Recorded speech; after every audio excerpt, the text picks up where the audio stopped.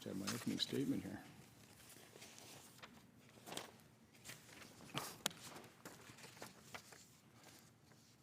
Again, good morning. The U.S. recorded its first laboratory-confirmed case of COVID on January 20th, 2020, 2 years and 4 days ago. We have endured 2 years of the pandemic, and COVID-related deaths have surpassed 5.6 million globally and 889,000 in the U.S. The U.S. ranks 22nd in deaths per million at 2,575. Sweden, if you all recall, Sweden early in the pandemic was excoriated by the world press. Sweden ranks 63rd with 1,514 deaths per million. Again, the U.S. were 22nd at 2,575. Sweden is 63rd at 1,514. The human toll resulting from economic shutdowns is incalculable. The erosion of freedom and growing divisions within society, exacerbated by vaccine mandates, should concern us all. The latest variant, Omicron, is sweeping the planet as a weary public prays for it to be the last.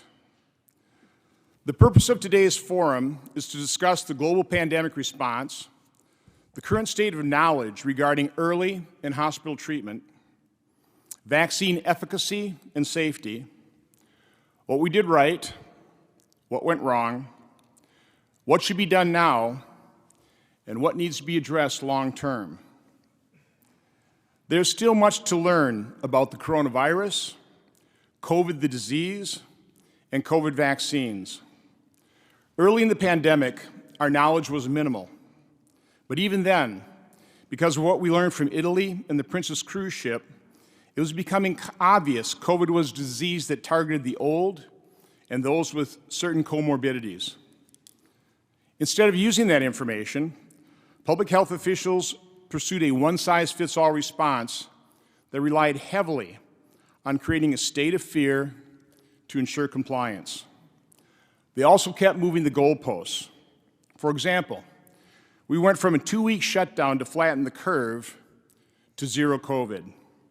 From masks weren't necessary to a single mask wasn't adequate.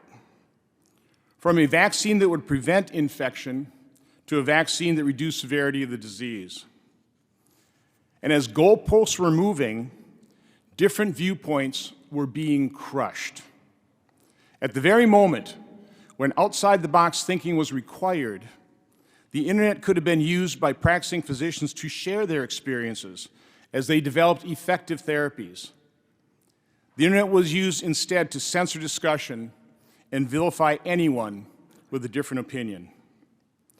Until COVID, a fundamental principle of medicine was early detection, allowed for early treatment, which produced better results.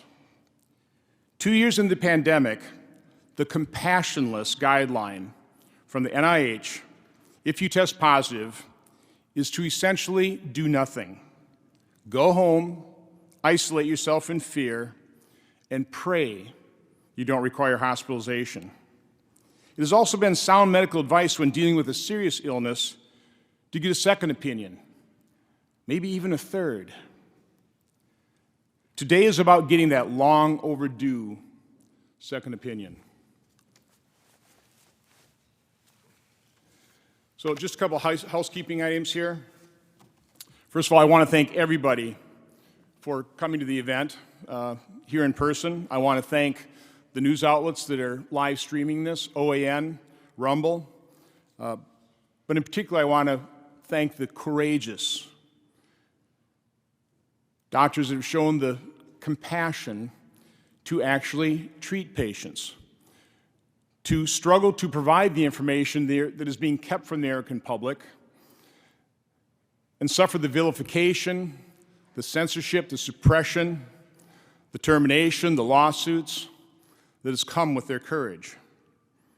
Now, one thing I hope everybody realizes how highly qualified this panel is. I intended, quite honestly, for this event to hold no more than half a dozen, but it was pretty hard to turned down the offers of eminently qualified individuals coming here to share their information, their opinion with the American public. So just so you understand how I met these individuals. Very early on in the pandemic, I was witnessing videos being posted by other courageous doctors that were thinking outside the box and coming up with a different theory of what this disease really was. They started posting their videos, and those videos started being taken down. And somehow, I really don't know how, I got involved in, connected to a group of global doctors and medical researchers on a number of different email sites.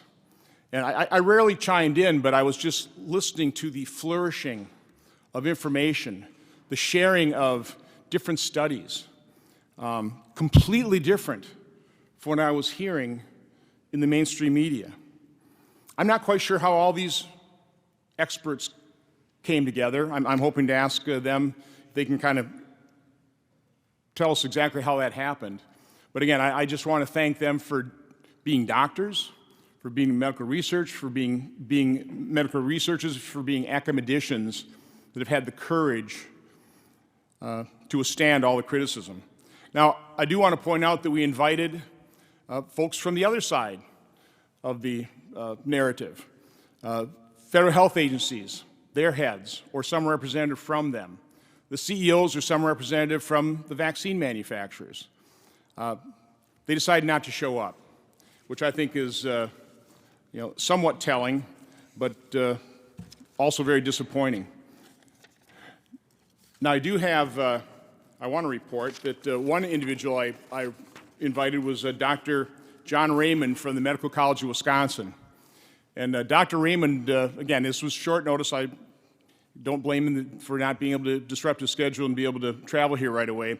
But he was at least courteous enough to send me a letter, which I will enter into my own personal record on our website. I just want to read two of the 10 points that he made.